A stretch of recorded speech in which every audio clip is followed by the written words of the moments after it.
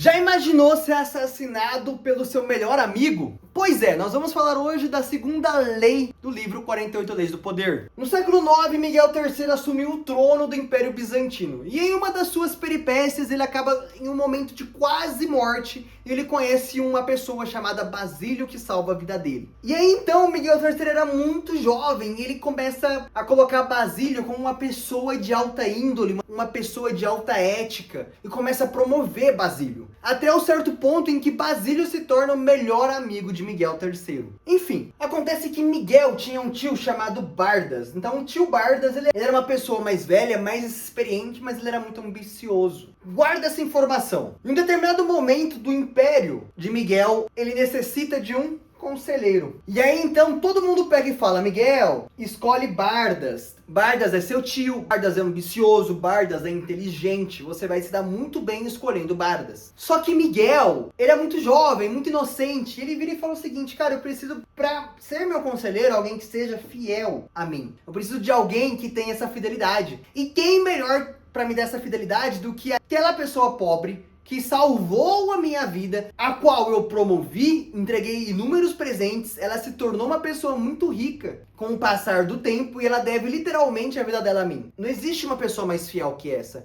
Meu tio é só meu tio. E aí então Miguel escolhe Basílio para ser seu conselheiro. Basílio foi aquela pessoa que salvou Miguel da morte. E acontece o seguinte: Basílio, ele era muito esperto. Ele sabia que Miguel era inocente. Ele sabia que Miguel poderia ser manipulado. E aí ele fala: olha, Bardas, ele é o comandante do exército. Ele tá com raiva de você. Ele quer tirar o seu poder. Ele quer virar imperador. E ele vai lá e entra na cabeça do Miguel até um ponto em que ele coloca na cabeça do Miguel que Bardas precisa ser executado. E aí então Miguel manda executar o Bardas. Com muito prazer nos olhos, Basílio executa Bardas. O tio do Miguel tá morto. O cargo de comandante do exército estava livre. Bardas, que já sabia como manipular Miguel, simplesmente falou o seguinte: Miguel, por que você não me dá o cargo de comandante do exército? E Miguel fala: uai, óbvio, né? O cara cuidou de mim, salvou minha vida, deve a vida dele pra mim, é meu conselheiro, vou dar pra ele o cargo de chefe do exército. E aí existe um momento na história do Império Bizantino em que tudo começa a ruir. Miguel, ele era muito jovem, ele vivia na base de muito luxo. E aí começa a faltar dinheiro. E ele lembra que ele emprestava muito e muito dinheiro para Basílio. E Basílio era seu melhor amigo, seu conselheiro e o seu chefe do exército. Basílio devia a vida a Miguel. Ele chega no Basílio e fala assim: Basílio, meu amigo, eu preciso de um pouco de dinheiro. Lembra que eu te emprestei, em vários momentos eu te emprestei dinheiro? Tem como você me emprestar agora? E aí Basílio vira para Miguel e fala assim: querido, não posso. Não vou te emprestar dinheiro. E aí, nesse momento, Miguel, ele se toca da cagada que ele fez. Ele percebe que ele entregou dinheiro, poder, riqueza e popularidade na mão de uma pessoa que não era de fato fiel a ele. E aí, então, Basílio, com todas essas características que eu acabei de mencionar, ele tinha a legitimidade, ainda mais por ser chefe do exército, de conseguir tomar o poder. Ele vai lá, toma o poder e executa Miguel III. Miguel, ele é morto pelas mãos do próprio melhor amigo, pelas mãos da pessoa que Miguel ajudou a ascender na vida. E que supostamente na cabeça dele, essa pessoa devia tudo a ele. Mas não, era a pessoa errada. E aí, então você tem essa ideia e você não entende por que tem esse título. Então a gente vem pro ponto número 2.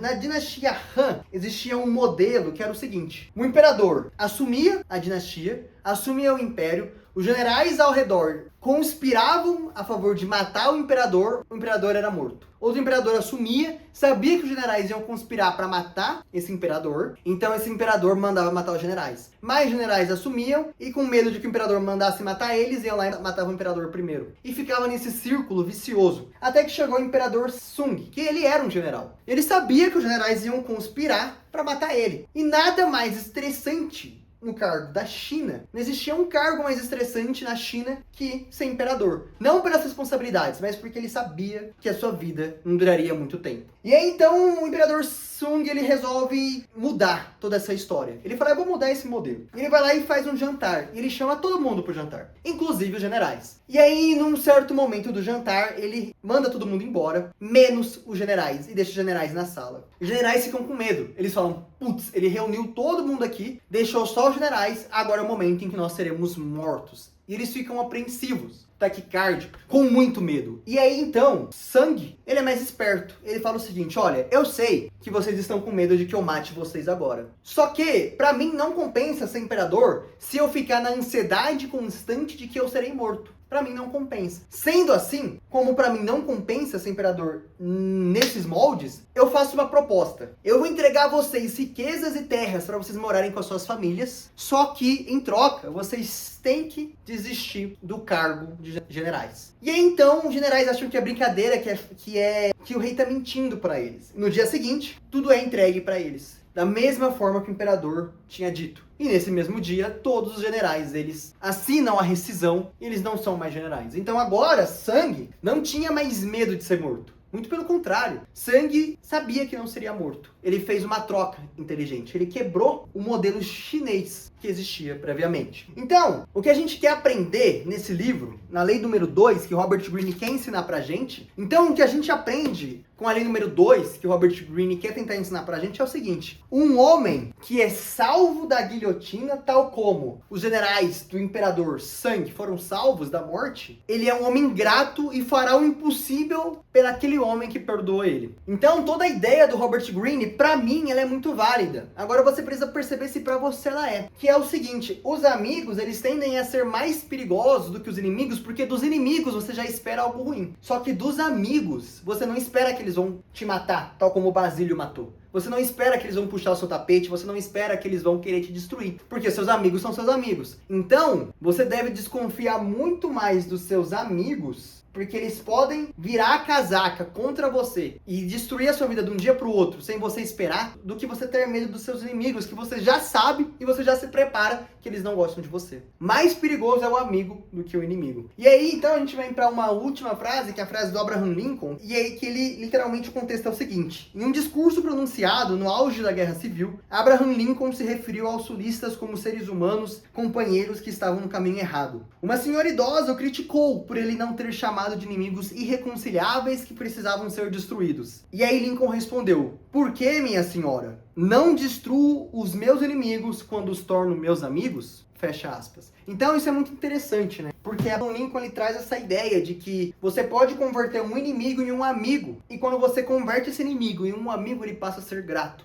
a você. Ele passa a confiar muito mais em você. Só que aí eu quero que você aprenda um negócio, que é o ponto número 5, que é o gatilho para sua vida, beleza? Lembra que eu te falei que a gente tende, como ser humano, a confiar mais nos amigos? Isso pode causar nossa morte, pode causar nossa destruição, tal como Miguel morreu nas mãos de Basílio? Pois é. Você já parou para pensar que você confia tanto nos seus amigos que você não imagina algo de ruim acontecendo por parte deles? Já parou para pensar que às vezes eles podem te pedir um favor, e esse favor que eles te pedem pode ser algo ilícito? E você não sabe? Já parou pra pensar que eles podem te pedir um favor, e esse favor que eles te pedem pode te comprometer, pode te deixar em saia justa? Pra quem já assistiu a série Suits, você sabe que Mike Ross era uma pessoa muito inteligente. Dá pra enxergar isso daqui? Não, né? Ó, você sabe que Mike Ross era uma pessoa muito inteligente. E o que acontece? O Mike Ross, ele tem um amigo chamado Trevor. E o Trevor, ele tá muito rico vendendo drogas. Só que o Mike Ross não sabe. E quando ele descobre, o Trevor faz uma proposta. Falar pra ele: olha, você vai uma vez só, eu te apresento o meu distribuidor, você vai só uma vez, e você vai ter o dinheiro suficiente para aquilo que você precisa. E o Mike Ross recusa numa primeira oportunidade, só que algo acontece, ele precisa do dinheiro, ele lembra disso e vai até o Trevor. O Trevor apresenta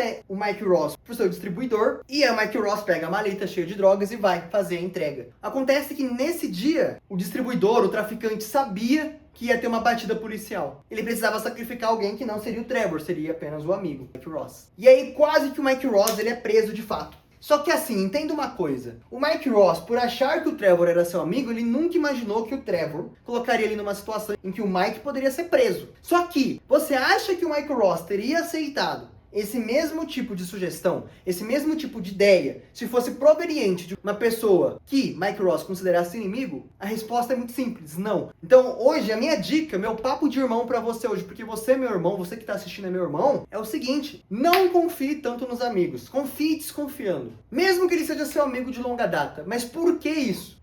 Porque é muito mais simples e muito mais fácil um amigo te colocar numa saia justa, sem você perceber, sem você desconfiar, do que um inimigo. Você pode acabar se ferrando por conta de um amigo. Então tome muito cuidado com isso, tá? Esse é o gatilho, essa é a ideia que eu trago pra você hoje. E eu sei que você aprendeu muito com esse vídeo, eu sei que você aprendeu muito com essas ideias. Eu sei que você tá aqui justamente porque ou você não tem um livro, ou você quer uma outra opinião, ou você quer relembrar um pouco dos conceitos das 48 leis do poder. Então faz o favor, esse vídeo foi útil pra você, eu sei que foi. Então deixa o like aqui embaixo pra você me ajudar no meu trabalho. E faz o seguinte, também deixa aqui nos comentários se você já passou por alguma situação assim, em que um grande amigo seu, literalmente, ele puxou seu tapete. Ou que um grande inimigo seu se tornou amigo seu fiel depois de um certo tempo. Me deixe saber aqui nos comentários. A gente se vê daqui a 2 dias no próximo vídeo pra gente falar da lei número 3, oculte as intenções. A gente se vê lá.